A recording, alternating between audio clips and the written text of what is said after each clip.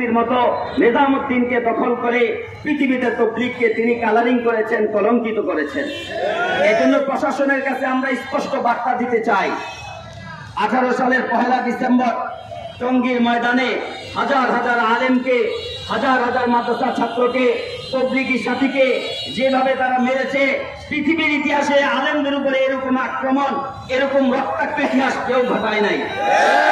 অতএব এটা বুঝতে দেরি নাই। অনেকে যে সাহাবকে রড দালাল এবং ইসরায়েলের সাথে সম্পৃক্ত একথা বলে, আমরা এটা বিশ্বাস করি না।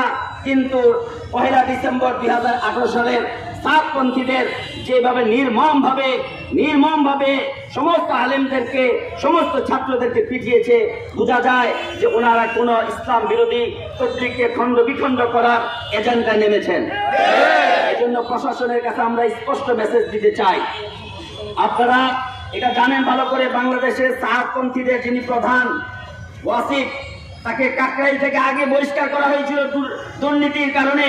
সে আবার পায়ে ধরে কাকরাইল ঢুকেছে। তার আপন ভগ্নিপতি ডেইলি স্টারের সম্পাদক মাহফুজ আনাম, প্রথম আলোর সম্পাদক, শুধু তার ক্ষমতায় সে বাংলাদেশে সাতপন্থীদেরকে প্রথম আলো, ডেইলি স্টারের ক্ষমতায়, আগেও সে কার্যক্রম চালিয়েছে, এখনো সে ক্ষমতা দেখাচ্ছে। আমরা ভুলি নাই বিগত সরকারের আমলে নূর মসজিদে আমাদের নাম নিয়ে এই এমপির কাছে, প্রশাসনের কাছে পাকিস্তানপন্থী বলে আমাদেরকে চিহ্নিত করেছিল। তোমরা বাংলাদেশে নিজেদেরকে ভারতপন্থী আর তাবলীগকে পাকিস্তানপন্থী বলে তোমরা ঘোষণা করেছিলে। ভারতপন্থীরা এদেশ থেকে বিতাড়িত। ইসলামের নামে সাতপন্থী কোন তাবলীগ এদেশে চলতে পারে না। স্পষ্ট কথা, জুবায়ের পন্থী বলে কোনো কথা নেই। যারা এই শব্দটা ব্যবহার করেন, আমরা তাদেরকে ধিক্কার জানাই। জুবায়ের পন্থী না, সারা পৃথিবীর তাবলীগ একদিকে, সাত একদিকে। শুরাই নিজাম সারা পৃথিবীতে, শুরাই নিজাম যারা সাতকে প্রস্তাব দেওয়া হয়েছিল, আপনার শুরার একজন সদস্য হয়ে আপনার যেভাবে কোরআন হাদিসের অপব্যাখ্যা বের হচ্ছে, ওনাকে শুরার অধীনে থেকে তাবলীগের কাজ করতে বলা হয়েছিল। কিন্তু তিনি ষড়যন্ত্র করে নিজের কিছু পন্থীদেরকে ডেকে নিজেকে আমির, বিশ্ব আমির ঘোষণা দিয়েছেন। আমরা ওনার এই আমির, আমরা ওনার পৃথিবীর কোন আলেমকেও গ্রহণ করে নাই। প্রশাসনের কাছে আমরা খুব স্পষ্ট দাবি জানাই, শেষ কথা, যে আমরা সরওয়ার্দী উদ্যানে সেই 6 এপ্রিলের হেফাজতের সমাবেশের মতো সমাবেশ করে আমরা ঘোষণা দিয়েছিলাম কাকরাইল এবং টঙ্গী ময়দানে তারা জায়গা পাবে না। এই ঘোষণায় আমরা অটল ছিলাম।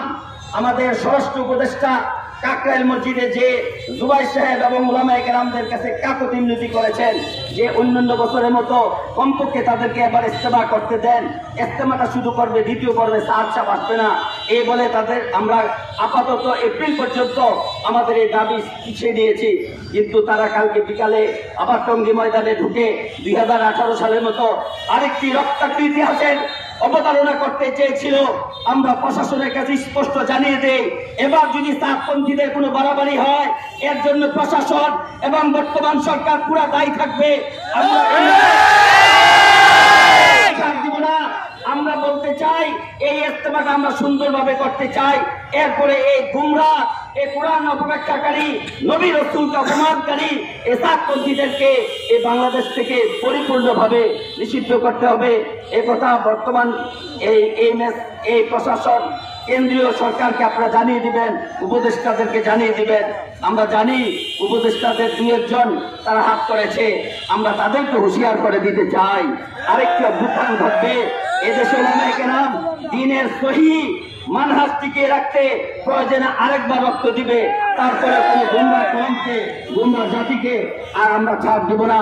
এই বলে আমরা প্রশাসনকে ধন্যবাদ জানিয়ে, যারা সকাল থেকে আমাদের সাথে যোগাযোগ করেছে, নিজ থেকে এসপি অফিস থেকে শুরু করে কুমিল্লার কোতোয়ালির সম্মানিত ওসি সাহেব সহ আমাদের সাথে নিজ থেকে যোগাযোগ করে শান্তিপূর্ণ এই সমাবেশ করার জন্য ওনারা সহযোগিতা করেছেন, আমাদের থেকে সহযোগিতা চেয়েছেন। প্রশাসনকে আমরা ধন্যবাদ জানাই। যারা দূর দূরান্ত থেকে এসেছেন, আমরা সকলকে জানাই। মিডিয়া ভাইরা যেভাবে